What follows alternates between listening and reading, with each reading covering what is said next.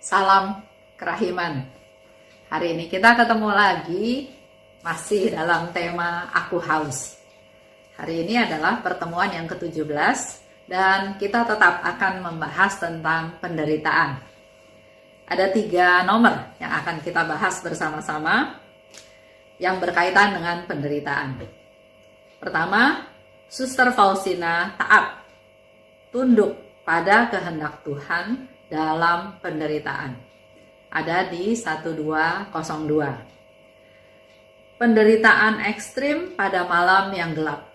Suster Faustina mengalami suatu penderitaan yang luar biasa. Bisa kita baca nanti sama-sama dari diary nomor 23. Dan Suster Faustina membuat persembahan atas penderitaannya. Itu ada di 135. Kita mulai ya. Di 1202. Hari ini, aku bahkan tidak dapat mengikuti misa kudus atau menyambut komuni kudus. Karena dia sakit, tidak diizinkan untuk mengikuti perayaan Ekaristi. Di tengah penderitaan jiwa dan raga, aku terus mengulangi perkataanku. Kiranya terjadilah kehendak Tuhan. Aku tahu bahwa kemurahan-Mu tidak mengenal batas. Ini satu iman, satu pengharapan dari Suster Faustina ya. Di tema Aku Haus ini memang kita belajar sungguh-sungguh tentang apa yang dilakukan, apa yang diharapkan, apa yang menjadi inti dari kepasrahannya, berserahnya, percayanya, imannya Suster Faustina pada Yesus. Jadi di sini dikatakan di tengah penderitaan jiwa dan raga. Penderitaan raga kita tahu ya, Suster Faustina sakit TBC, dan kalau kita lihat nomornya 1202 berarti sudah mendekati akhir daripada usianya ya, berarti dia juga sakitnya semakin parah. Itu penderitaan raga. Penderitaan jiwa juga dia alami dengan sangat susah. Sehingga di sana dikatakan di tengah penderitaan jiwa dan raga. Tapi dia terus mengulang-ulang. Bukan ngeluh, Tuhan kok saya sakit, Tuhan saya rindu terima komuni, kok saya nggak bisa menerima komuni, kenapa engkau membiarkan saya sakit. Tapi yang dia katakan, kiranya terjadilah kehendak Tuhan. Jadi di tengah sakitnya yang dia ungkapkan, yang dia ucapkan bukan keluhan, tapi justru kepasrahan, pengharapan, dan di situ dikatakan kiranya terjadilah kehendak Tuhan. Jadi apapun yang dia alami itu menjadi suatu iman dia, percaya bahwa yang terjadi adalah kehendak Tuhan. Sehingga dikatakan kiranya terjadilah kehendak Tuhan. Aku tahu bahwa kemurahan-Mu tidak mengenal batas. Kemurahannya Tuhan itu selalu ada, melimpah, tidak ada batasnya, tidak ada dasarnya, seluas samudra. Yang Suster Faustina tahu, kemurahan Tuhan itu tiada batasnya. Di sini menunjukkan dia mengandalkan Tuhan, dia berserah, dia menerima apa adanya walaupun di tengah kesulitan, di tengah penderitaan. Terjadilah kehendak Tuhan. Penderitaan lain yang dialami oleh Suster Faustina kita bisa baca di nomor 23. Di situ dikatakan penderitaan ekstrim. Kalau kita lihat nomor 23 berarti terjadi di awal kehidupannya Suster Faustina dalam hidup membiara. Menjelang akhir tahun pertama novisiatku, ada proses persiapan ya untuk menjadi biarawati. Ternyata dia mengalami kegelapan. Kegelapan mulai membayangi seluruh jiwaku. Aku merasakan bahwa tidak ada penghiburan dalam doa. Biasanya kita pun dalam keadaan sesak, susah, menderita, putus asa, kita berdoa. Kita berdoa pada Tuhan, kita memperoleh penghiburan, memperoleh kelegaan, memperoleh kekuatan baru melalui doa tersebut. Karena doa itu kan relasi kita dengan Tuhan. Kita berkeluh kesah, kita ceritakan apa yang kita alami dan kita menimba kekuatan darinya. Tapi di sini Suster Faustina bilang, kegelapan mulai membayangi seluruh jiwaku. Bahkan gak ada penghiburan dalam doa. Untuk dapat bermeditasi, aku harus berusaha sekuat tenaga. Ketakutan mulai melanda hatiku. Dia begitu dekat dengan Tuhan, dia ingin berkomunikasi dengan Tuhan, dia ingin berelasi dengan Tuhan, dia ingin bersatu dengan Tuhan. Tapi justru di sini waktu dia meditasi, dia katakan dia harus berusaha sekuat tenaga untuk bisa bermeditasi, tapi ternyata nggak bisa dilakukan. Sehingga dia katakan, ketakutan mulai melanda hatiku. Pada titik tertentu, muncul dalam hatiku kesan yang amat kuat bahwa aku ditolak Allah. Itu sharingnya Suster Faustina ya. Pada titik tertentu dia merasa kayaknya Tuhan menolak saya. Dan itu yang sangat menyedihkan dia. Yang sangat membuat dia menderita karena dia ingin bersatu dengan Tuhan. Pemikiran yang mengerikan ini sangat menusuk hatiku.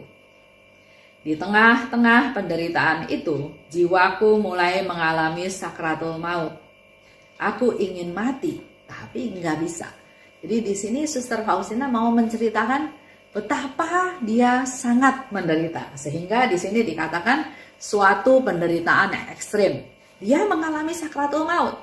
Kalau sakratul maut mengalami suatu proses yang mengerikan, tapi akhirnya pada waktu meninggal, sakratul maut itu sudah tidak dirasakan lagi. Tapi di sini Suster Faustina katakan, aku mengalami sakratul maut seolah-olah akan mati, tapi itu tidak terjadi, nggak bisa karena dia memang tidak mati. Jadi nggak ada ujungnya. Itu pengalaman yang membuat dia sangat menderita, penderitaan yang ekstrim. Tadi dikatakan ya, raganya menderita, jiwanya menderita. Dia berdoa, dia nggak dapat penghiburan dari Tuhan, bahkan dia merasa ditolak sama Tuhan. Pemikiran mengerikan bahwa telah ditolak Allah sungguh merupakan siksaan yang diderita oleh orang terkutuk. Jadi dia merasa kalau Tuhan menolak dia, dia termasuk orang yang terkutuk. Dan itu yang membuat dia sangat-sangat menderita. Penderitaan lain yang dialami oleh Suster Faustina ada di 135. Dia merubah penderitaan ini menjadi persembahan. Selama masa probasi ketiga, Tuhan membuat aku memahami bahwa aku harus mempersembahkan diriku kepadanya sedemikian rupa, sehingga ia dapat bertindak terhadap aku seperti yang ia kehendaki. Dia menyerahkan dirinya seluruhnya pada Tuhan, sehingga dengan demikian Tuhan bisa bertindak seperti yang ia kehendaki. Kita kan juga sering ya berdoa, Tuhan terjadilah apa yang Engkau kehendaki. Tapi baru terjadi sesuatu, kita sudah langsung bilang, Tuhan kenapa ini terjadi pada saya? Tuhan, saya maksudnya baik, kenapa orang menghina saya? Tuhan, saya niat baik, kok gagal Tuhan? Ya, banyak hal ya.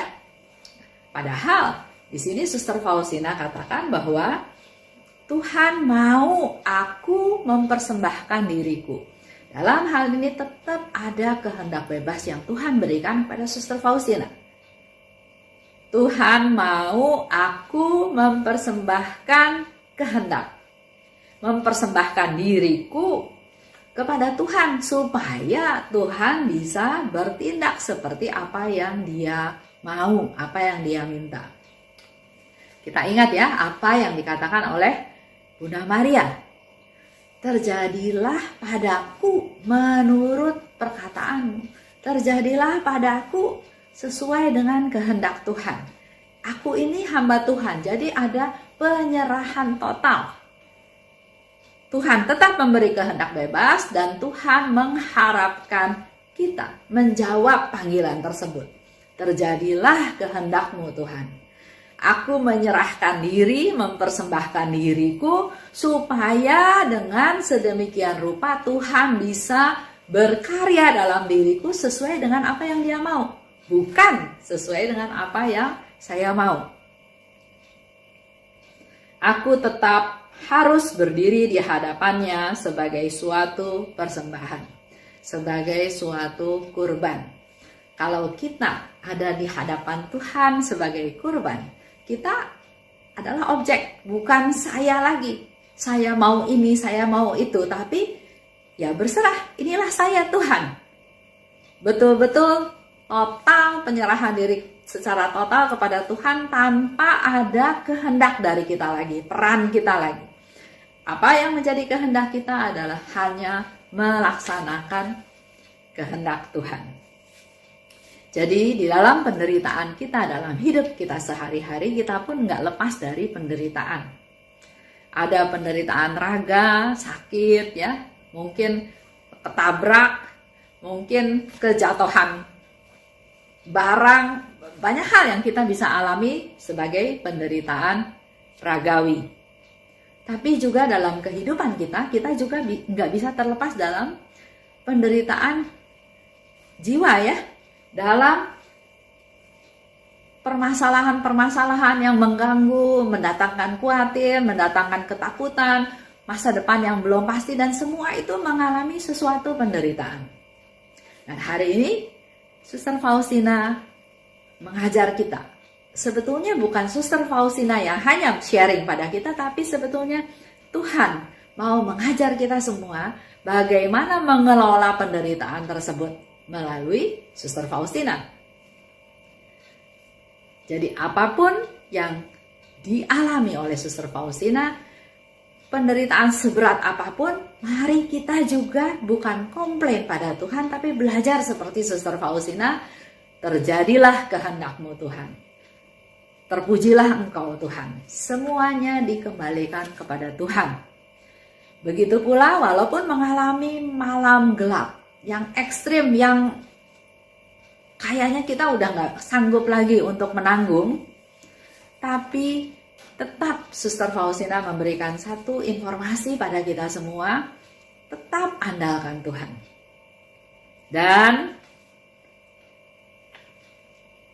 menjadi masukan juga buat kita semua, kalau kita mengalami malam gelap, bukan karena Tuhan gak sayang, bukan karena Tuhan membiarkan kita, tapi pasti ada sesuatu yang Tuhan izinkan terjadi untuk kita mengalami hal tersebut. Tapi tetap setia, tetap berserah, tetap mengandalkan Tuhan, pegang Tuhan satu-satunya dalam segala permasalahan yang kita hadapi. Dan terakhir Suster Faustina katakan, apapun yang dia alami, penderitaan apapun yang dia alami, persembahkan itu semua kepada Tuhan. Berikan pada Tuhan, persembahkan kepada Tuhan, dan bahkan kalau Suster Faustina memberi contoh, aku berdiri di hadapan Tuhan sebagai suatu persembahan, sebagai suatu kurban, sebagai suatu objek. Bukan saya lagi, bukan aku lagi, bukan subjek lagi, tapi terjadilah padaku Tuhan, terjadilah kehendak-Mu Tuhan. Itu yang kita belajar hari ini. Dari tema Aku Haus, Yesus mengajar kita tentang bagaimana menghandle penderitaan, dan melalui hidupnya Suster Faustina, melalui pengalaman hidupnya Suster Faustina, kita pun bisa mengalami hal yang sama dan kita dapat jawaban-jawabannya, dapat solusi-solusinya untuk bagaimana mengatasi penderitaan-penderitaan tersebut. Dan sekali lagi, tidak ada penderitaan yang sia-sia. Oke, sampai ketemu minggu depan. Kita akan terus bahas tentang Aku Haus. Salam kerahiman.